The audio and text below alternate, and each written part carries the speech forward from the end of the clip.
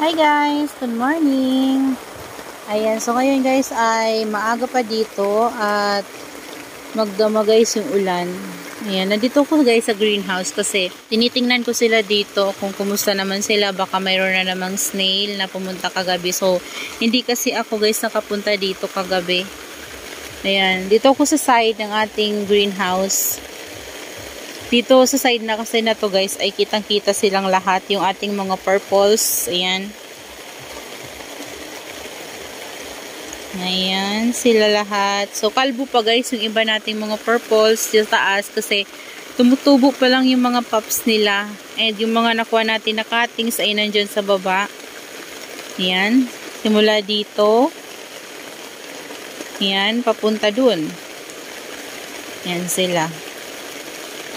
Ayan. So, makalat nga dito guys kasi di pa ako nakakawalis and ayan, masikip yung daanan natin kasi mayroong mga succulents na dito sa baba and marami tayong mga leaf propagation dyan sa baba guys. Ayan sila oh. Ito na yung kinat ko guys na parang ano bibigay. Ayan oh. Kasi palagi guys umuulan, siguro nahahamugan dito banda. Naanggihan ng ulan. Tinusok ko na yun guys dito eh. Ayan oh. Oh. Ito ata hindi magiging successful. So tanggalin ko nga muna guys. Baka matuluyan na talaga guys. Ito may ugat na eh. Ayan. Bago pa naman guys ni Lucidum. Kaya gustong gusto ko siya. Hayaan nyo na guys. Ayan o. Hayaan na natin. Ayan. So kahapon nagdilig din ako sa kanila guys. At pati ito diniligan ko oh. Yung prosperity pot natin dito. Nasasagi ng ulan dito banda.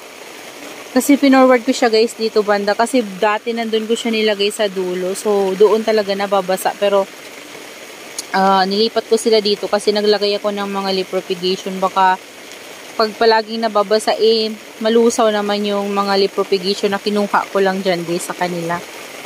Ayan. Ayan na guys yung update sa ating mga ginawang arrangement before. So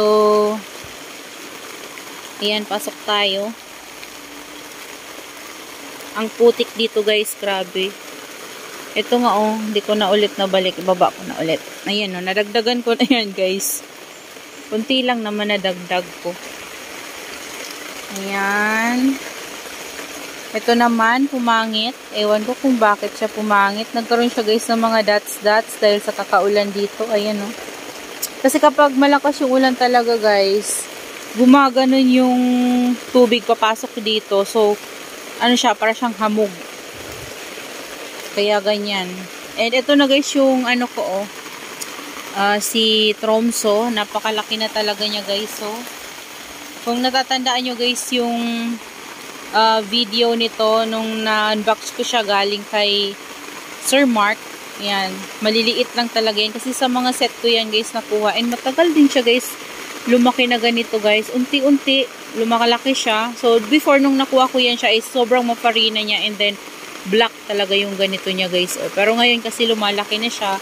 So, kulang din sila guys sa sunlight kasi yan, laging ang maulan dito and makulimlim. So, yan. Pero kahapon guys, uminit dito. Mainit dito kahapon. Umulan kagabi hanggang ngayon guys, wala nang tigil. Ayan. So, ito pala guys, gusto ko lang i-share sa inyo. Ito yung kinuha kong flower stalk ng ating Thanos before. Ayan. So, ngayon, ito na siya. Ayan. Kasi niripat ko sila guys dito. Ito wala pang progress, pero yung dalawa guys, meron na. Ito, inakyat ko siya kasi doon nasasagi siya sa baba. Ayan. So, ito na siya ngayon guys. So, meron na siyang babies. Ayan, 3. Ayan. So, pag pala guys tayo magpo-propagate ng mga Echeveria succulents na medyo mahirap talaga kagaya dito. Ito si Thanos. Yan, dito siya galing. So, kailangan, yung flower stalk niya, doon tayo kukuha ng pang-propagate sa kanya. Kasi yung sa leaves, hindi talaga siya guys, napopropagate. So, hindi siya nabubuhay. Nagkaka-roots man minsan, pero hindi yan guys, nagkakaroon ng baby. Ayan, so, ang ginawa ko sa kanya, yung flower stalk niya ay kinuha ko, tapos kinat ko siya kasi mahaba nga siya guys. So, pinag-iwa-hiwalay ko. Yan, yung mahabang stalk niya, pinagkakat ko yun. Tapos, ito na siya. In-air dry ko muna bago ko tinanim sa ganyan. Tinabi ko nga lang yan dyan before guys eh. And then ito yung isa.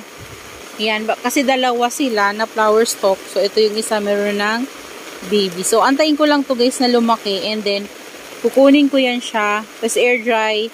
And then kapag ano na siya.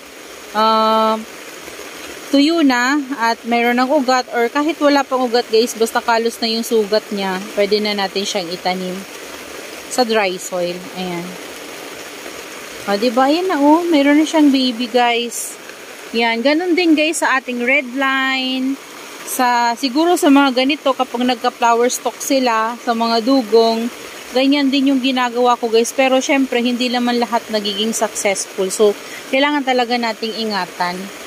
Ayan. Kasi, ito, iningatan ko talaga siya. Kasi, gustong-gusto ko nga si Thanos. And, tinatry ko talaga na malaman kung paano siya ma-propagate kasi hindi ko alam kung paano siya i-propagate. So, alam ko pwede siya ma-propagate through cuttings pero kasi dito guys sa lowland hindi naman nagsusurvive yung kunyari ito, ikat natin dito tapos ito, mabubuhay to sigurado. Pero yung pinagkata natin na puno, hindi siya nabubuhay dito sa akin guys. Minsan nabubuhay yung iba pero kadalasan guys ay namamatay talaga. Ayan. At tingnan nyo guys yung ating mga donkey's tail dito. Ang lalago na nila. Ayan. Ito yung burrito na nabili ko kay Ma'am Jen before. Nung last unboxing natin. Ito yun siya. Ang lago niya na guys. Oh. Tapos ito yung baby na kasama nung isang ano guys. Oh. Saan ba yung katabi? Basta may katabi yan eh. Tinabi ko lang siya dyan. Pink na pink pa rin. Ayan. So, yan guys yung ating mga succulents na nandito. Ito yung mga purple delights na cuttings ko before na nakalagay dun sa batcha. So, ngayon, nilipat ko sila sa ganyan. Ayan na sila guys. Ayan. Tapos yung pots pink ko guys. Ayan o. Nagkakaroon na ng baby o. Kinat ko na kasi yan guys eh. Kasi yung California sunset ko dun talagang kahit na diniligan ko guys ng tago, nag-inarte na talaga siya. Ewan ko kung bakit. Kasi nasira talaga siya nung dito banda. Siguro nasira siya sa palagi siyang naanggihan, ganun. Tapos naanggihan lang siya guys, pero sobrang tuyo. Parang yung dahon, parang sa kapal nila before, laging naanggihan. So, sa dahon lang sila guys nababasa. Tapos sa pinakapuno, hindi naman sila nababasa dun sa lupa. So, ang nangyayari ay nag-dry rot. Yun yung problema guys dito sa area na to. Kaya pinalitan ko na. Si Adolphi, okay lang yan siya dyan. Ayun o. Tapos si Fred Ives, okay lang yan siya dyan. Ito, pinalit ko. Kasi hindi ito maarte. Tsaka yan. Ayan. So, nagkamali lang ako before na sila yung nilagay ko dyan. Kasi, medyo maarte talaga sila sa ganyan na area kasi ano, parang gusto nila guys yung kapag dinilig mo talagang madidiligan sila ng maayos kasi pwede nga yan sila sa rain or shine.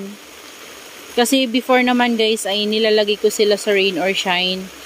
And nung nilipat ko nga sila sa mga big pot ay ayun, dito sila sa loob ng greenhouse kasi baka ma-overwater naman sila. Ayan.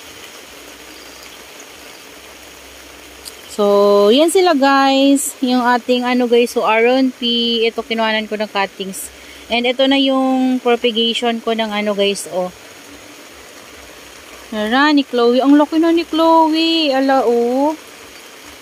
Tingnan nyo guys. Ang ganda. Ayan, oh. Siniksikan ko yan dyan ng ano, string of. Ito. Si Ruby Necklace pala. Ayan, oh. O, diba? Paulanan natin. Dito ko nilalagay yung mga pinapaulanan ko guys para saan ba siya pwede ilagay? Dito na lang. Ayan, no? Para hindi na ako magdidilig. Kasi ang hirap guys kapag nagdidilig. Lahat sila hindi ko talaga madiligan. Ito na rin yung update sa ating bonsai. So, kailangan ko na naman siyang putulan ng mga ganyan. Pero bago yun, dito ko muna siya guys sa ulanan. Kasi, kailangan niya ng tubig. Ayan, dyan muna siya guys. Para hindi na ako magdilig. Ayan, ito nga yung cheesecake ko guys. So, ayan marami ng baby Ayan. Ginawa ko kasi yung mga nakahang na dyan. So, ayan, ang kapal na niya guys. Kunting-kunti lang yan dati.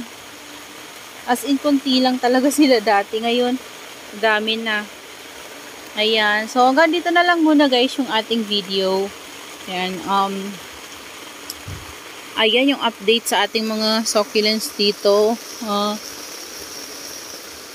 Tingnan nyo guys. May bird nag-i-enjoy siya maligo sa ulan. So cute.